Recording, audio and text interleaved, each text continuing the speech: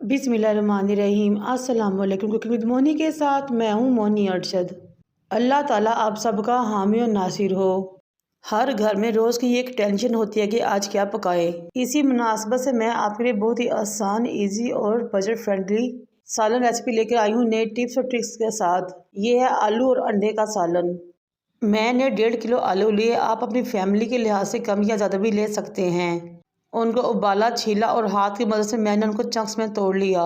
आपने ये चंक्स ज़्यादा बड़े नहीं करने बल्कि बाइट साइज ही रखने हैं। जब तमाम आलू को चंक्स में तोड़ ले तो लास्ट में 2 आलू को आपने अच्छे तरीके से मैश करना है।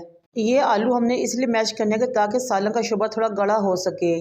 सिर्फ 15 से 20 मिनट में आप बना सकते हैं ये मज़ेदार आलू अंडे का सालन। एक बर्तन को चूल्हे पर रखें, उसमें 1 कप के राउंड पर कुकिंग ऑयल डालें। बड़े साइज का प्याज ले, फाइन चॉप करें, इसमें शामिल कर लें। प्याज को लाइट गोल्डन करना है हमने।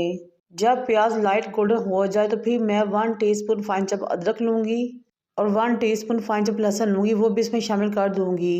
लहसुन और अदरक को इतनी देर के लिए भूनने के लाइट गोल्डन हो जाए और इनमें से भीनी भीनी खुशबू आना शुरू हो जाए।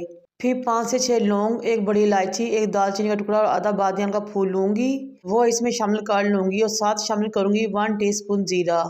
चंद सेकंड्स के लिए इन तमाम मसालों को क्रैकल करेंगे। फिर लेंगे तो मीडियम साइज के टमाटर छोटे छोटे चंक्स में काटेंगे, वो भी इसमें शामिल कर लेंगे।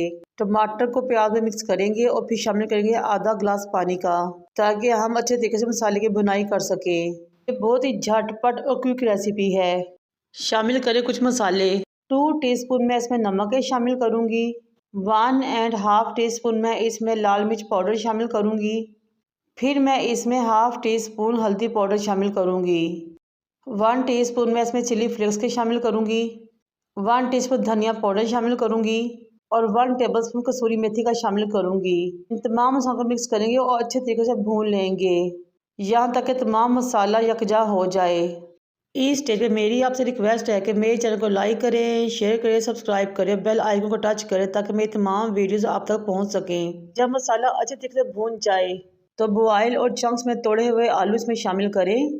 मिक्स करिए, 2 मिनट के लिए भूनें। मसाला तो पहले ही भून चुका है और आलू भी गले हुए हैं, इसलिए इसकी बुनाई में ज़्यादा टाइम नहीं लगेगा। फिर आपने 4 से 5 साबुत हरी मिर्चें लेनी है, वो इसमें शामिल कर देनी है और उनको भी मिक्स करना है। तो आलू और मिर्चें अच्छे तरीके से ऑयल में मिक्स हो जाएं तो फिर आपने इसमें शोरबा करना है अपनी मर्जी से। मैं इसमें मुनासिब सा शोरबा करूँगी। ये शोरबा बेस्ट रहेगा क्योंकि आप इसको चावलों के साथ भी खा सकते हैं, पराठे और रोटी के साथ भी। अब मिक्स अचार लेंगे, 2 से 3 बड़े चम्मच इसमें शामिल कर देंगे। आप अपनी मर्ज़ी के मुताबिक या टेस्ट के मुताबिक अचार की क्वांटिटी कम या ज़्यादा कर सकते हैं।